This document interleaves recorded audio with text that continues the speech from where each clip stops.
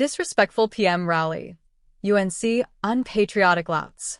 From 12,400 kilometers away in Samoa, Prime Minister Dr. Keith Rowley yesterday launched a scathing attack on the unpatriotic louts in the opposition over their criticisms of Indian businessman Naveen Jindal. The Prime Minister is currently in the island country in Polynesia, attending the Commonwealth Heads of Government meeting, CHOM. In a Facebook post, Rowley slammed the United National Congress, UNC, for their focus on elections and their criticisms of Jindal, who is facing corruption charges in Indian courts. Patricia, Scotland. Flashback, August 2022. The photo that led to the PM's attack on the UNC from Samoa. Commonwealth Secretary-General Patricia Scotland receives an award and medal from Chancellor Naveen Jindal, right, and Vice-Chancellor Professor C. Raj Kumar during the O.P. Jindal Global University's convocation ceremony in Sonipat, India. In his post, Rowley urged the public to take a close look at pictures he shared. He was referring to a photo included in a report from Commonwealth Secretary-General Patricia Scotland, entitled Transforming Our Commonwealth. The photo is about a Lifetime Achievement Award and Justice Medal from O.P. Jindal Global University, Delhi, India, being awarded to an honoree, Patricia Scotland, QC, Commonwealth Secretary-General, and Jindal, the University Chancellor, is featured in the photo.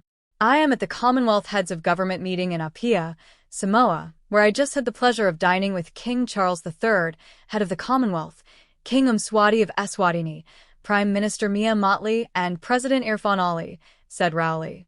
He said a few hours earlier during a working session, they received the report, which includes a photograph that has been received, without murmur, by 56 Commonwealth countries, represented by their kings, prime ministers, and other leaders. Isn't it ironic that at almost the same time Mr. Jindal is presented to the Commonwealth in this way, he is being excoriated and slandered in the Trinidad and Tobago Parliament by the UNC, led by the usual suspects, Wade Mark and Kamla Persidbesessar? He said. What is Mr. Jindal's crime that makes him and his company so offensive to the UNC and their followers? He, one of the richest men in India, brought one of the biggest industrial businesses to Trinidad to examine our refinery, mothballed since 2018, with a view to making a $500 million investment to get the refinery up and running again under new arrangements that ought not to threaten to bankrupt the country, and under which an adequate supply of crude would have been made available, Rowley added. Rowley said any right-thinking citizen should support this initiative and encourage the interest shown by this giant Indian company, unlike the UNC, whom he described as the most destructive, unpatriotic louts. Obstructionist UNC. Rowley went on to explain how Jindal came to Trinidad, recalling that he, Rowley, visited India and took the opportunity to address businessmen during an event hosted by Trinidad and Tobago's High Commissioner to India. A group of these businessmen, upon hearing about Trinidad and Tobago as I presented it to them, became excited and immediately organized a delegation to Trinidad and Tobago for an exploratory visit, he said. Rowley explained that these businessmen contacted an associate of the Jindal Group, and after learning that he was in Venezuela, they invited him to join them on a visit to Trinidad, where he noted there was an opportunity to invest in the Petrotrin refinery. Mr. Jindal could not wait in South America until the group from India arrived.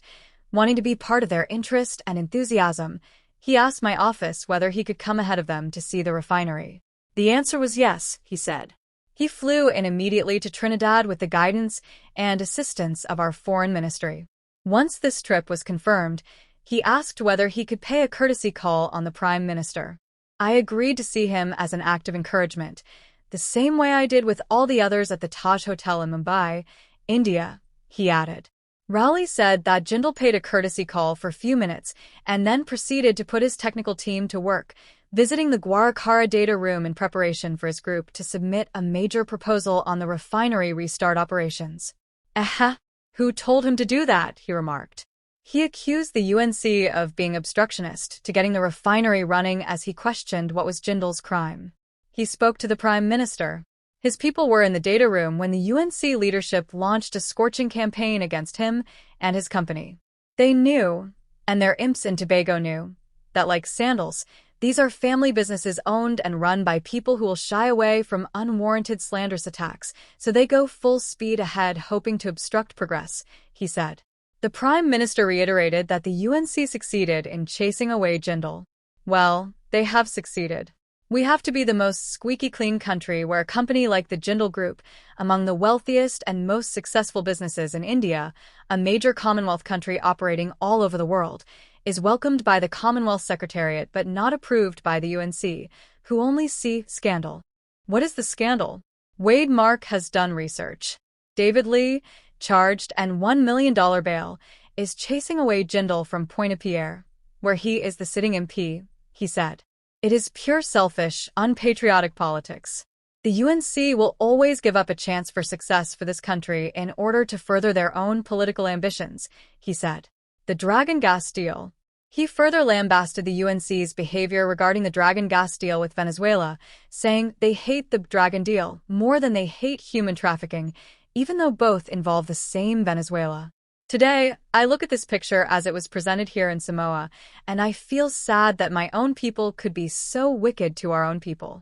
Do you know what $500 million at Pointe-à-Pierre would have done for thousands of people, individuals, and businesses in what they call fence-lined communities, as if they care about them? They only care about themselves, and they are only concerned about elections, he said. Rowley said the UNC has failed to realize that the PNM has successfully operationalized the Peria Fuel Trading Company and Heritage Petroleum Ltd. Heritage is running successfully and profitably, paying billions in taxes and servicing the Petrotrin $850 million debt that threatened to bankrupt the country if the Minister of Finance had to take it over, he said. Rowley boasted of Peria's success, asserting that the country has never faced a shortage of refined fuel, and the Finance Ministry is servicing a separate $450 million legacy debt of Petrotrin, while this latter company is now a holding company with profitable subsidiaries. That is how serious, sensible governments solve a problem. All that was left was the retired refinery, temporary or permanent. We don't know, but what we do know is that unless there is an investor willing to fund the restart and provide a supply of crude, the refinery is not a good business for taxpayers to re-enter, he said.